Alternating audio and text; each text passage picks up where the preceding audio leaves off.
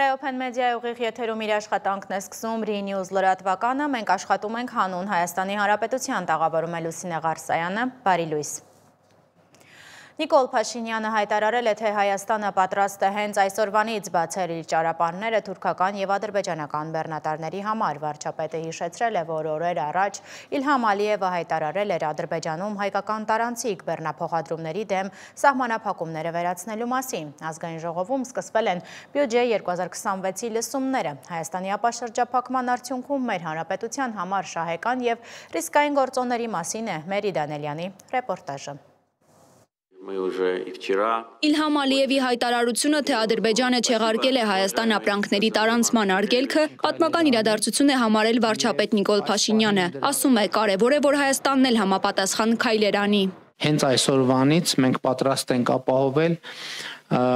բեռնատար ավտոմեքենաների տարանցումը Թուրքիայից դեպի Ադրբեջան և Ադրբեջանից դեպի Թուրքիա, մասնավորապես Մարգարա, Եղեգնաձոր, Սիսիան, Գորիս երթուղիով։ Թե երկվանից են պատրաստվում գործարկել ճանապարհը, արտգործնախարար Միրզոյանն ասում է, դեռ կոնկրետ խոսակցություն չկա։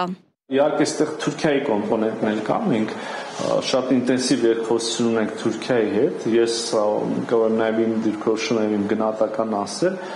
ինքս շատ լավատես եմ այս առումով եւ կարծում եմ, որ առաջիկայում պետք է որ շատ շոշափելի արդյունքներ ունենան Հայաստան-Թուրքիա երկխոսությունը։ Թուրքագետ Տիրան Լոկմագյոզյանի կարծիքով սահմանների բացում բոլորն են ուզում, բայց կարևոր է թե ինչ պայմանով։ Այդ ճանապարհի բացումն ըստ նրա Թուրքիային շատ բան կտա, Հայաստանին միայն վնաս, որովհետև Թուրքիան նրա բառերով բուլդոզերի նման մտնելու է Հայաստան եւ խժռելու է հայրենական գյուղատնտեսությունն ու արդյունաբերությունը։ Ermenistan'ın ne ekonomisi var? Հայաստանն ինչ տնտեսություն ունի։ Հայաստանի տնտեսությունը գրեթե զրոյական է։ Միայն մեր հանքերն են։ Դրանցից էլ շատ քիչ եկամուտ ենք ստանում։ Ամբողջը վաճառում ենք, արտահանում ենք, գումար ստանում։ Հա, փոքր գործարաններ կան, բայց մեծ աշխատատեղ չկա, որովհետև խորհրդային միությունից հետո ամբողջը փլուզվեց։ Մենք արեցինք դա, իսկ Թուրքիայում ինչ կա։ Ամեն ինչ։ Մինչդեռ թուրք փորձագետը Թուրքիայի հետ սահմանի բացումը երկուստեք կարևոր իրադարձություն է համարում եւ առանձնացնում դրական կողմերը։ Առաջինը տարածաշրջանային համագործակցության շրջանակում։ Հայաստանն այս առումով Թուրքիայի համար պակասող օղակն է, երբ Հայաստանն էլ միանա, ավելի լավ համագործակցության միջավայր կստեղծվի։ Երկրորդը խորհրդանշական է, այսինքն մենք հարևաններ ենք, շարունակելու ենք հարևաններ լինել։ Սրանից փախուստ չկա։ Արդեն իսկ ընդհանուր պատմություն ունենք։ Այո, պատմության մեջ շատ ցավալի դեպքեր են եղել, բայց ընդհանուր պատմություն ունենք։ Հարաբերությունների կարգավորում կլինի, երկու կողմերը ավելի հեշտ կգնան։ Առաջինը Աստանա այցելած Իլհամ Ալիևից իմացանք, որ Ադրբեջանի տարածքով ղազախական ցորեն է գալու Հայաստան։ Իշխանական գործիչները ողջունեցին, սա համարեցին ապաշրջափակման առաջին լուրջ քայլը։ Ընդդիմադիրները քննադատեցին։ Տնտեսագետները դրական են համարում ցանկացած կոմունիկացիայի բաց լինելը, բայց նաև ռիսկեր են առանձնացնում։ Առաջի կարևոր ռիսկը դա քաղաքատնտեսական տեսանկյունից եթե նայում ենք, դա անպայման Ադրբեջանի կողմից վերահսկողության գործոնն է։ Ռիսկերը շատ են նաև այն առումով, որ միայն ավտոճանապարհներով փոխադրումները անընդհատ կարող են վտանգվել տարբեր պատճառներով, սա եւս դեռևս չի փորձարկված, մենք չունենք այդ անկախության տարիների փորձը, որ ասենք, տեսեք ինչքան հաջող կարող է դա տեղի ունենալ։ Մենք պետք է փորձենք նաև այլընտրանքային ճանապարհներ օգտագործել Իրանով, այդ թվում Միջին Ասիայի հետ կապվելու եւ ոչ միայն Միջին Ասիայի, այլ նաև Մերձավոր Արևելքի երկրների հետ, արաբական աշխարհի հետ։ Իսկ ինչ ճանապարհով են բեռները հասնելու Հայաստան։ Այս եւ շատ այլ հարցերի պատասխաններ տնտեսագետի խոսքով պետք է կառավարությունը տա։ Մանրակրկիտ հաշվարկներ անի եւ ներկայացնի հանրությանը, առաջին հերթին գործարարներին, բացատրելով, թե որքանով այդ ճանապարհով տարանցումը կկրճատի իրենց ծախսերը եւ որքանով շահավետ կլինի սպառողի համար։ Այն ճանապարհը, որ մենք այսօր ունենք, դա Ադրբեջանով, Վրաստանով, Հայաստան մուտք գործող ապրանքների համար նախատեսված ճանապարհն է։ Շատ ավելի կոնկրետ կառավարությունը պետք է այդ քարտեզը ներկայացնի։ Առայժմ ես դա չեմ տեսել։ Ոչ միայն քարտեզը ներկայացվի, այլ նաև ինչպես է տեղի ունենալու մաքսազերծում, ինչպես են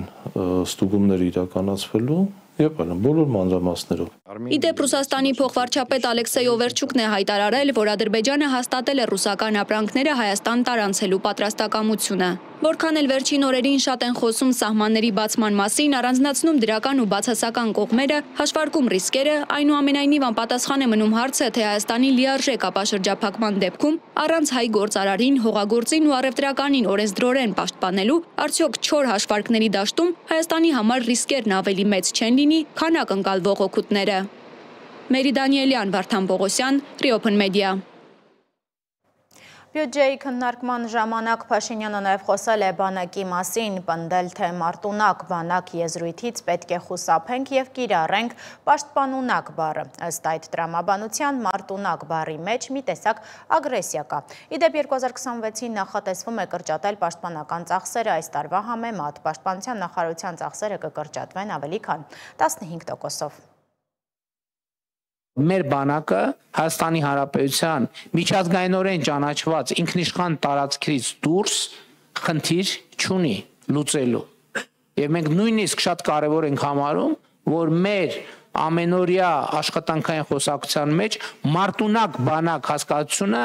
վերափոխենք եւ վերաձևակերպենք պաշտպանունակ բանակ, որովհետեւ երբ որ ասում եմ մարտունակ բանակ, ինքը չի տեղորոշում այդ պոտենցիալ մարտը որտեղ է տեղի ունենում կամ որտեղ կարող է տեղի ունենալ։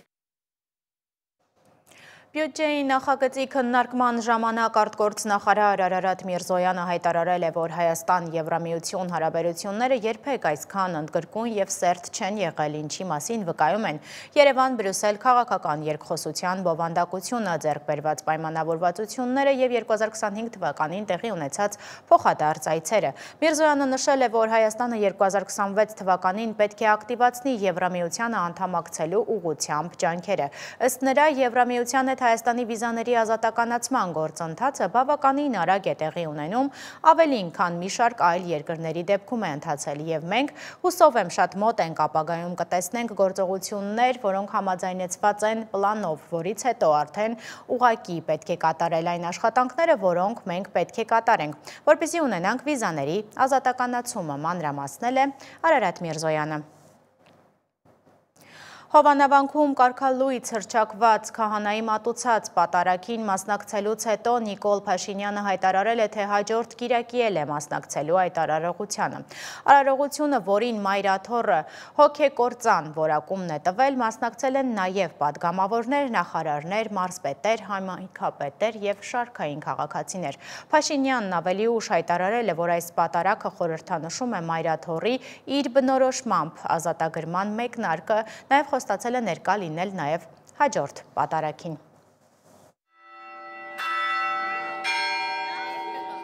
Ծափերով են դիմավորում Նիկոլ Փաշինյանին Հովանավանքում պատարագին մասնակցելու համար հավաքված մարդիկ։ Պատարագին իշխանական մարզպետներ էին եկել։ Ոչ մի փաստի ծանոթ չեմ, բայց եթե արված է երկար ժամանակ, հարց է բարձրացած, եւ եթե հարցին չեն հերքում, չեն ասում, որ չի համապատասխանում իրականությանը,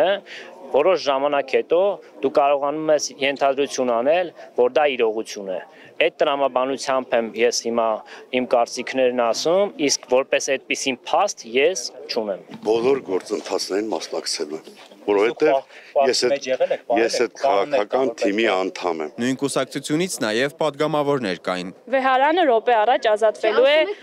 սատանայի հետ գործարք կնքած, սքեմի տակ թաքնված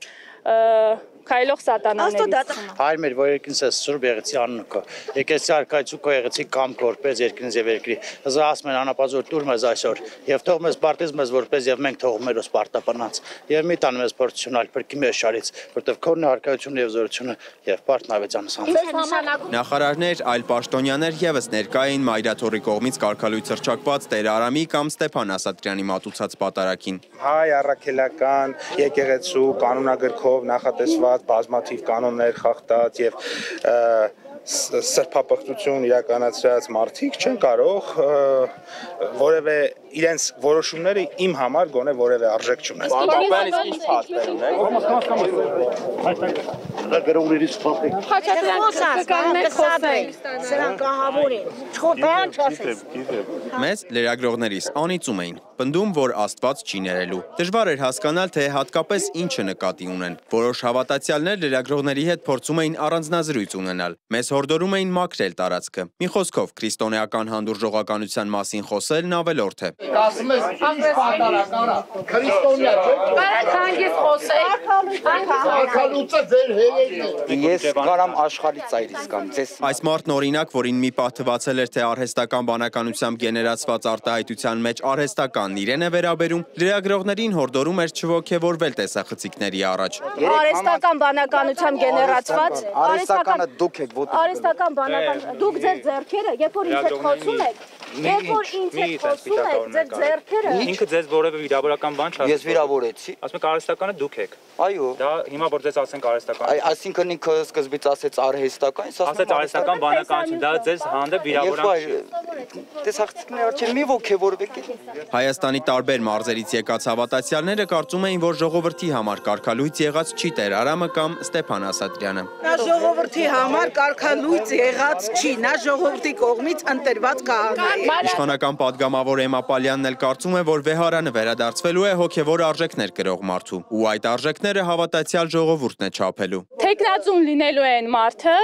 վեհարանը վերադառնալու են մարդուն, ով իրականում հոգևոր արժեքներ է կրում եւ այդքանով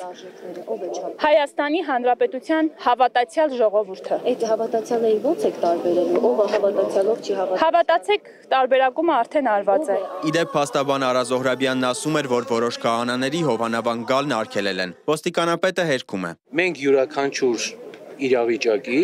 որտեղ որ կա անհրաժեշտություն ոստիկանության միջամտության, պարտադիր լինում է համապատասխան գործ։ Չնայած հինգշաբթի հովանավանքում լրագրողներին հրող ու հայհոյող մարդկանց նկատմամբ նախաձեռնված վարույթ չկա։ Փոխարենը Արագածոտնի թեմի քահանաներին ընդհանուր 21 հոգու կիրակի առավոտյան կանչել էին քննչական կոմիտե։ Նրանք չէին ներկայացել պատճառաբանելով, որ այդ ժամին իրենք պետք է պատարագ մատուցեն։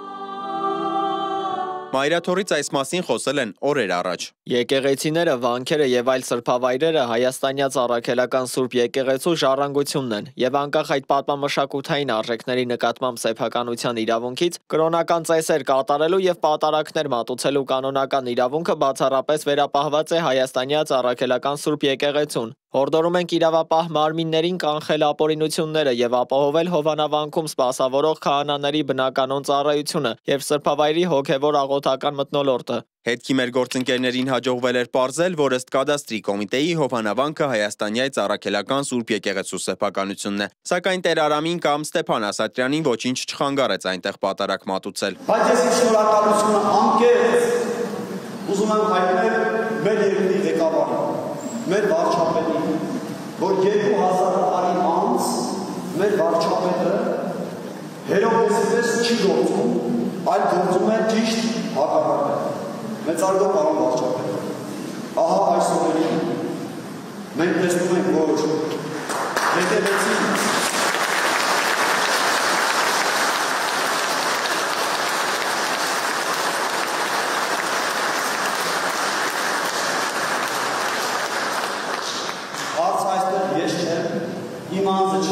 Իմ շուրթերով ես չեմ խոսում։ Աստված խոսում է մեր բերանով։ Երբ որ այդ բերանը քանդում են, լռեցնում են նաև Աստծո խոսքը։ Այս նույն ժամանակ Մայրաթորում էլ կաթողիկոսի գլխավորությամբ էր մատուցվում Սուրբ Պատարագ։ Հայտարարություն է տարածել նաև Մեծիտան Կիլիկիո կաթողիկոս Արամ Առաջինը։ Նա ոչ է ասում ազգը, եկեղեցին, հայրենիքը եւ սփյուռքը պարակտելու փորձերին։ Սիմոն Հովանիսյան, Գևորգ Սիանոսյան, Reopen Media։ Անդրադառնանք միջազգային լրահոսի ամենաուշագրավ նորություններին։ Միացյալ Նահանգների նախագահ Դոնալդ Թրամփն է Ճապոնիայում։ Վերջինիս ասիական թրիփի գլխավոր նպատակը նոր առևտրային գործարքներ կնքելն է Ճապոնիայի եւ տարածաշրջանի այլ երկրների հետ։ Սակայն այս բոլոր հանդիպումները կարծես նախապատմություն են մեկ կարևոր հանդիպմանը։ Այցի իրական արդյունքը կախված է Չինաստանի ղեկավարի հետ նրա բանակցություններից, որոնք ցույց կտան կշարունակվի արդյոք երկու տերությունների միջև առևտրային պատերազմ թե ոչ։ ԱՄՆ նախագահ Դոնալդ Թրամփը ժամանել է Տոկիո, որտեղ հանդիպել է կայսր Նարուհիտոյի եւ նախատեսում է հանդիպել Ճապոնիայի նոր վարչապետ Սանաե Տակաիչիի հետ հոկտեմբերի 28-ին։ Այցի նպատակն է խթանել առևտրային գործարքները, ներդրումները եւ պաշտպանական ծախսերի ավելացումը։ Ճապոնիայի առաջին կին վարչապետ Տակաիչին խոստացել է գնել ամերիկյան բեռնատարներ, սոյա եւ գազ Թրամփին տպավորելու համար։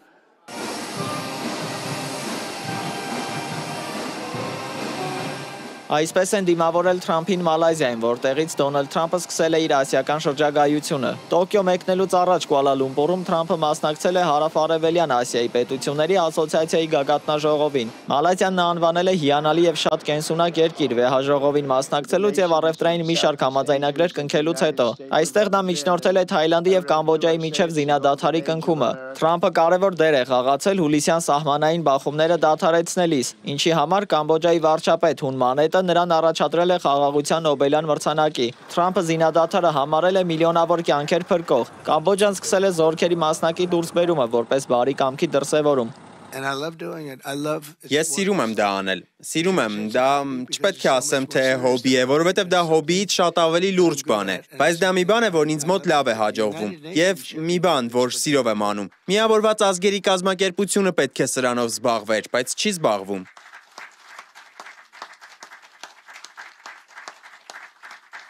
Բացի Հարավ-Արևելյան Ասիայի պետությունների ասոցիացիայի անդամ երկրների հետ հանդիպումներից, Թրամփը Կուալա Լումպուրում առանձնազրույց է ունեցել նաև Բրազիլիայի նախագահ Լուիս Ինասիո Լուլա դա Սիլվայի հետ։ Լուլա դա Սիլվան հայտարարել է, որ Թրամփի հետ քննարկումները լավ են անցել, եւ Միացյալ Նահանգների նախագահը երաշխավորել է, որ երկու երկրները կհասնեն առևտրային համաձայնության։ Այս ամենը տեղի է ունենում այն ֆոնին, երբ Միացյալ Նահանգները 50% մաքսատուրք է սահմանել բրազիլական ապրանքների նկատմամբ։ Ի պատասխան նախկին նախագահ Ժայր Բոլսոնարոյի ազատազրկման դատապարտելուն։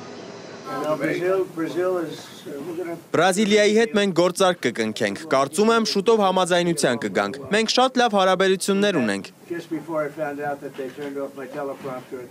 Մինչ Թրամփը դիվանագիտական հանդիպումներ է անցկացնում, Չինաստանի արտաքին գործերի նախարարությունը նույն օրը հայտարարել է, որ պատրաստ է մարդասիրական օգնություն տրամադրել Միացյալ Նահանգներին, հարավչինական ծովում ամերիկյան ռազմածովային ուժերի երկու ինքնաթիռների վթարից հետո։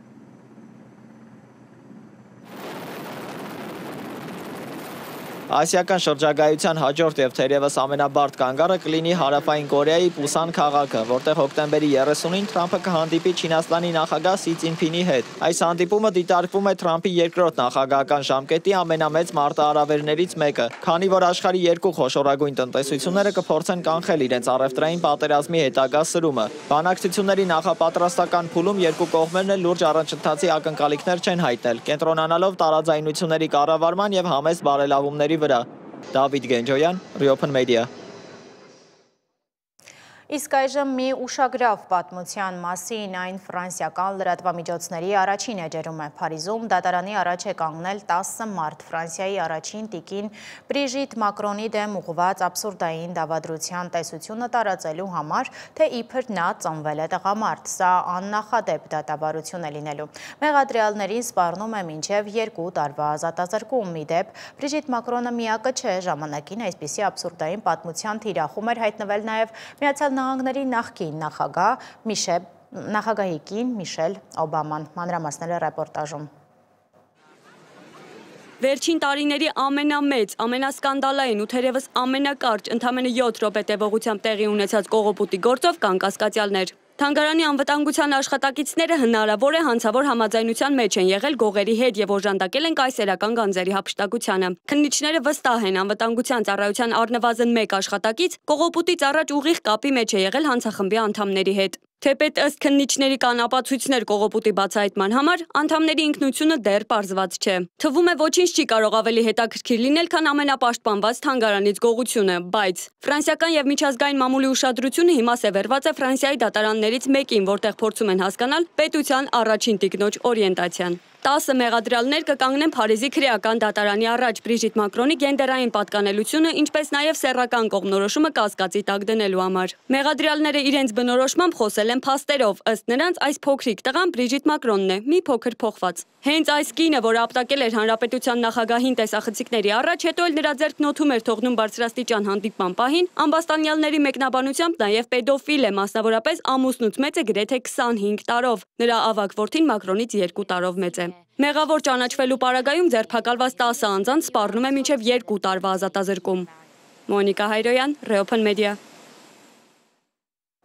Թուրքիայի մայրաքաղաք Ստամբուլում 6.1 մագնիտուդ հզորությամբ երկրաշարժ է տեղի ունեցել։ Ցնցումները զգացվել են նաև հարևան նահանգներում, Իզմիրում, Բալիկեսիրում և երկրի մի շարք այլ շրջաններում։ Մի քանի քաղաքներում շենքեր են փլուզվել։ Էլեկտրաէներգիայի և ջրամատակարարման անջատումներ կան։ Մարդիկ լքում են իրենց տները վախենալով հետցնցումներից և հետագա ավերածություններից։ Նախագահ Էրդողանը իր սոցիալական ցանցերում զորակցություն է հայտնել տուժած ընտանիքներին։ Վերջինս հավելել է, որ համապատասխան ստորաբաժանումները միջոցներ են ձեռնարկում հետևանքները կանխելու համար։ Զոհերի թիվը ճշտվում է։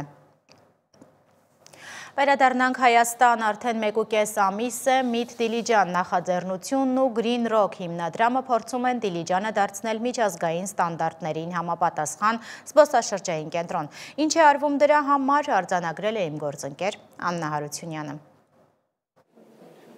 Դիլիջանը որպես ոչ միայն բնության գողտրիկ անկյուն, այլև մշակութային, գործարար և համայնքային կյանքի կենտրոն։ Սա այն տեսլականն է, որի շուրջ Երևանում համախմբվել էին զբոսաշրջության, բիզնեսի և համայնքային զարգացման ոլորտի տասնյակ ներկայացուցիչներ։ Առիթը Green Rock հիմնադրամի նոր Meet Dilijan նախաձեռնության շնորհանդեսն էր, որը խոստանում է նոր շունչ հաղորդել ոչ միայն Դիլիջանին, այլև ամբողջ Տավուշի մարզին։ Green Rock հիմնադրամի տնօրեն Կատյա Բրեդիխինայի խոսքով 1.5 ամիս առաջ մեկնարկած այս նախաձեռնության առանցքային նպատակը համախմբում մեկ նպատակի շուրջ։ Инициатива призвана объединить усилия. Նախաձեռնությունը կոչված է միավորելու Դիլիջանի առանցքային դերակատարների, հյուրանոցների, ռեստորանների, տուրօպերատորների և ընդհանուր առմամբ շահագրգիռ բնակիչների ջանքերը Դիլիջանը զբոսաշրջիկների համար առավելագույնս գրավիչ քաղաք դարձնելու նպատակով։ Դիլիջանը շատ մեծ ներուժ ունի։ Մենք շատ ենք ցանկանում, որ մարդիկ ոչ միայն հիանան բնությամբ և իրենց վրա զգան հանդարտ տուրիզմի փորձը, այլև մշակութային առումով զբաղվելու բան ունենան։ Այս նպատակին հասնելու ճանապարհին կարևորագույն քայլ դարձավ Տավուշի մարզի զբոսաշրջության զարգացման գործակալության հետ համագործակցության հուշագրի ստորագրումը։ Գործակալության տնօրեն Աննա Մարտանյանը նշում է, որ Տավուշը լինելով սահմանամերձ մարզ, նաև ունի յուրահատուկ ներուժ։ Տավուշի մարզը իր ուրույն դերն ունի Հայաստանում, իր բնությամբ, իհարկե, պատմամշակութային ժառանգությամբ և իհարկե ինչու ոչ սահմանային լինելը, կարող ենք նաև դրական կետ որպես ասենք, սահմանում լինելը, ուղիղ կապ ունենք Վրաստանի հետ։ Meet Dilijan նախաձեռնության ղեկավար Դիանա Ասլանյանը նշում է, որ իրենց ռազմավարության կարևոր մասն է նաև միջազգային շուկաներում Դիլիջանի ճանաչելիության բարձրացումը։ Ծրագիրն արդեն իսկ ներկայացվել է Մոսկվայում և Թբիլիսիում։ Մոսկվայում իրականացրել ենք մի քանի միջոցառումներ, այսինքն Meet Dilijan-ը մասնակցել է մի քանի միջոցառումների որպես ներկայացուցիչ։ Իսկ Թբիլիսիում հենց եղել է Meet Dilijan-ի պրեզենտացիան, ինչ այսօր անում ենք Երևանում։ Զբոսաշրջիկներն իրականացում են համակցված տուրեր եւ մեկ ուղևորության ընթացքում ցանկանում են մի քանի երկիր այցելել։ Շատ մեծ հոսք ունենք Վրաստանից, այդ պատճառով էլ հասկացանք, որ Վրաստանը եւ Թբիլիսին հենց ամենակարևոր կետն է, որտեղից որ պիտի սկսենք։ Այս նախաձեռնությունը միայն զբոսաշրջության մասին չէ։ Այստեղ միայն զբոսաշրջություն չէ, այստեղ նաև տնտեսություն է, այստեղ նաև սոցիալական էֆեկտ է, եւ եթե ստացվի այնպես, որ նմանատիպ ոլորտները համադրվեն, ես կարծում եմ իսկապես ինչպես պետության, այնպես էլ մարզերի զարգացման համար կստացվի բավականին լավ հնարավորություններ։ Յուրաքանչյուր ծրագիր, յուրաքանչյուր նորարար միտք, գաղափար, յուրաքանչյուր մարզում, հատկապես եթե խոսում ենք Տավուշի մարզի համար շատ կարևոր դեր ունի, բոլորիս ցանկությունը մեկն է դարձնել Տավուշը ավելի գեղեցիկ, ավելի բարենպաստ եւ զարգացած դեստինացիա։ Նախաձեռնության շուրջ համախմբված գործընկերները վստահ են իրական հաջողությունը կգնահատվի ոչ միայն զբոսաշրջության հոսքերի աճով, այլև Տավուշի մարզի տնտեսական եւ սոցիալական կյանքի վրա ունեցած չափելի ազդեցությամբ։ Աննա Հարությունյան, Ստեփան Տիգրանյան, Reopen Media։ Նախորդին հոկտեմբերի 27-ի ահաբեկչության 26-րդ տարելիցներ վարչապետը նախագահն ու ազգային ժողովի նախագահը ծաղիկներ են խոնարհել խորհրդարանի այգում կանգնեցված հուշակոթողի մոտ եւ հարգանքի տուրք մատուցել ոճրագործության զոհ դարձած պետական եւ քաղաքական գործիչների հիշատակին։ Ահաբեկչությունից 26 տարի անց զոհերի հարազատները շարունակում են պնդել, որ բացահայտված չեն հոկտեմբերի 27-ի պատվիրատուները։ Իմ գործընկեր Անի Հովհաննիսյանը խոսել է ոճրագործության պահին դահլիճում եղած ականատեսների, լրագրողների ու Նայիրի Հունանյանի ծանոթների հետ։ Ռեոփենի հատուկ ռեպորտաժը ամբողջությամբ կարող եք դիտել մեր YouTube-յան էջում, իսկ այժմ մի փոքրիկ հատված։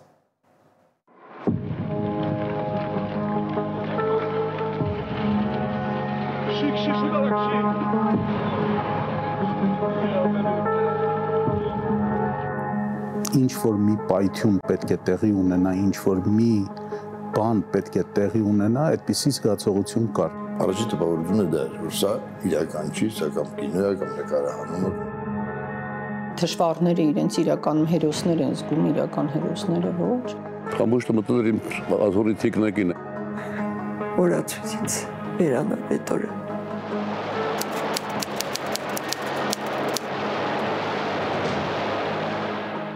Կառավարության հետ հարցուպատասխաններ, ես մի փոքր ուշացումով այսպես եկա, դրա համար տեղավորվեց մի քիչ ուշ եկա արդեն դահլիճը լեփլիկներ, տեղավորվեցինք, ու ինչ որ խոսում էր ֆինանսների նախարարը Բարխուդարյանը,